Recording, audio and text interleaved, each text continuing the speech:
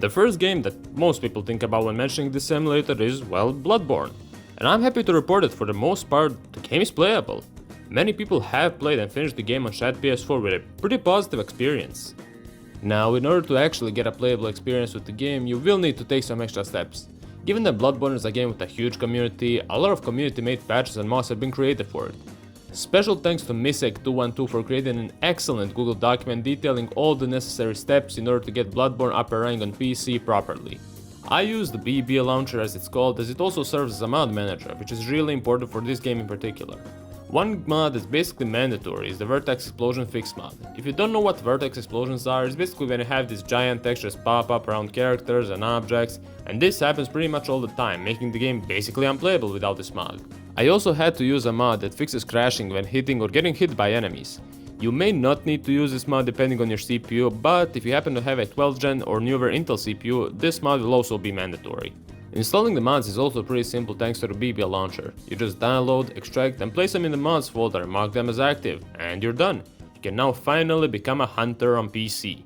But this is not all. You see, not only can we make Bloodborne run, we can make it look and play far better than a PlayStation 4 or even a PS5. With this combination of patches shown here, you can unlock the game's framerate, making Bloodborne at 60 FPS a reality Sony will never give us for some odd reason. And you can also disable some obnoxious effects like the chromatic aberration or motion blur. But what if you happen to have a really powerful graphics card and a 1440p, 4K or maybe even an ultra-wide monitor? Well, by enabling your desired resolution patch and making sure DevKit mode is enabled in the Shat PS4 settings, you can make Bloodborne look sharper than ever. It is very important to note, however, that upscaling the resolution heavily impacts performance. On my RTX 3060 Ti, switching from 1080p to 1440p cuts my framerate in half, and I'm guessing the performance penalty is even bigger on weaker cards. Speaking of performance, what type of PC do you even need to play Bloodborne?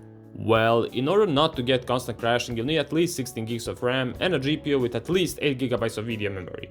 Nvidia's 1600 series or AMD's 5000 series graphic cards are what I would consider a minimum to play Bloodborne at a stable framerate. On my personal mid-range PC, I can run Bloodborne at 50 to 60 FPS at 1080p most of the time.